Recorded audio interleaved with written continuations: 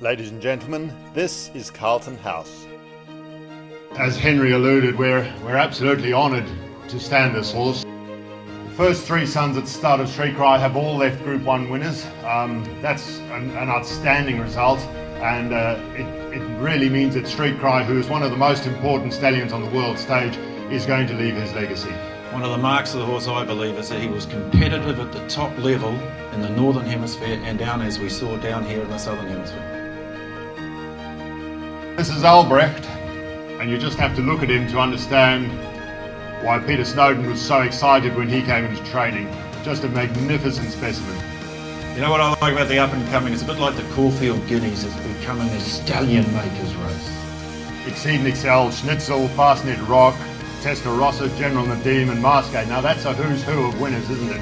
And this fellow's absolutely bred in the purple because he's out of a sister to LONHRO, another champion stallion. So in terms of stallions' pedigrees, they just don't come much better than this. Well, this is EPAULETTE. We shouldn't digress too far, and I suppose an opportunity now for this horse here at Darley. He'll take over the mantle. This is Commander's best son, a dual Group 1 winner and a tremendously talented horse. He was certainly as a 2-year-old, just beaten by Piero and Todman Slipper. He got as close as any horse got to Piero as a 2-year-old. He raced in a very high-class year. An extremely well-bred horse. He's out of one of the best broodmares in our band, probably is the best broodmare in our band. The final new horse for this season, the mighty Dawn Approach. One of the most exciting sires we've ever had the pleasure to be standing here at Kelvinside. Dawn Approach was the undefeated European champion at 2. Like Frankel, is this right? Like Frankel, he won the Dewhurst, the 2,000 guineas in the St James Palace Stakes. And he won them in faster times than Frankel. That's correct, and ongoing described as similar. So he was a horse of the very, very highest class. Well, one we've seen before is Bernardini, son of APAULETTE. And very quickly becoming one of the best stallions in Australia. He is, of course, the sire of Boban, New South Wales Horse of the Year. So in just a short time, he's made a terrific impact as a stallion. And as you say, they've sold up to $500,000 in the past. This year they sold up to $330,000 in his third crop. He's the son of Danzig and Ad Valorem, and I think he's an exciting prospect. Well, he's a horse that flies under the radar a bit. He's actually a very, very handy stallion. His statistics are extremely impressive. He's never really covered big books until recently. His biggest book and his best quality book have just turned 2, and that was off the back of his early success. I think that's the key, ladies and gentlemen, about this horse. He's had a 60% winners to run his strike rate. This is Medaglia d'Oro, becoming a very, very important stallion. An absolute superstar. He's had 11 Group 1 winners in the Northern Hemisphere, but it's the way he started off here that's got everyone talking. He's begun this season with his early crop of 3-year-olds with a bang. Peter Moody's got a very impressive debut winner the other day called Monteur. Nostradamus for the Hawk stable, very impressive in that San Domenico last weekend. Just a magnificent specimen of a horse. Next we have Poet's Voice. He won his maiden at Newmarket by 10 lengths. He won a Group 2 at the Champagne Stakes at Doncaster at the Ledger meeting as a 2-year-old. Came back at 3, had a 4.5 length win in a Group 2, the Celebration Mile. And then the next year he won the Queen Elizabeth Stakes, which is a race his grandfather, Dubai Millennium, Sheikh Mohammed's favourite horse, won 10 years previously. The French sales were just the other day. I think they averaged over 100,000 euros for 5 sold. Top price 185,000 euros for a filly.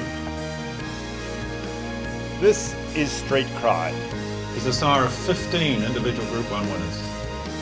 One of the most important horses on the world stage, really, because right from the word go, he's been an extremely talented stallion. He was, of course, a great racehorse himself.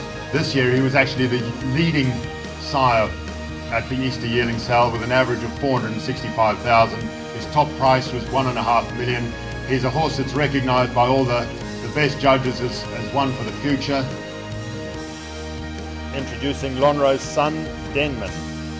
He's a lovely, lovely horse, and he throws very much horses in his own mould. He gets size, strength, quality, and they walk well. I mean, he was phenomenal as a 3-year-old. He was virtually unbeatable up to 7 furlongs. He won 9 of his 12 starts. And that's the exciting thing about him. He's got such a strong Australian heritage in his female line, and he seems to be throwing that. Came up with a string of early 2-year-old winners. Our next horse is Time Thief. Another brilliant looking son of Redout's Choice. Magnificent specimen. You can see why he fetched $2 million as a yearling. At his 4th start, he ran 2nd in the Caulfield Guineas behind Who Begot You that time. His oldest now are 3-year-olds. He's shown enough with his early 2-year-olds, hasn't he? Absolutely. Starting from a low base again, he's had 5 winners, 7 place getters from his first 19 runners. Ladies and gentlemen, some say that he's the best 2-year-old that they've ever seen, and that he did bodybuilding when he was a foal.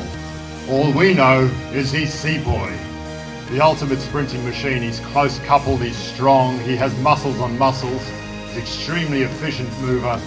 He's some horse. Been so strongly supported since he's been to stud. He's covered full books every year, as you can imagine. Mares in foals who have sold for up to 800,000 on the Gold Coast this year.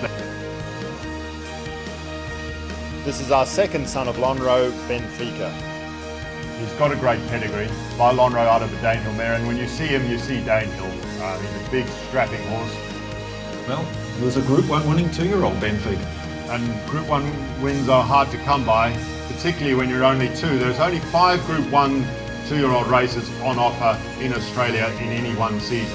And that means to win one, you don't only have to be competitive, you have to be very good. They have the 3 Ps, don't they? Pedigree, performance, and physique. He's certainly got all of those. Here's Lonhro, ladies and gentlemen. One of the all-time favourites of the Australian turf, and one of Australia's great, great racehorses. 26 wins, 11 at Group 1 level. He's one of Australia's most consistent and elite stallions.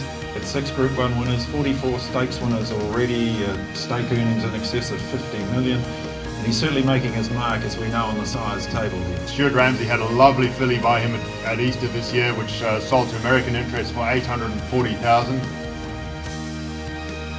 And last, but certainly not least, this is the champion sire, Exceed and Excel. Black Caviar is due in about 3 weeks' time. We wish Neil Ware well for a successful foaling and a healthy foal.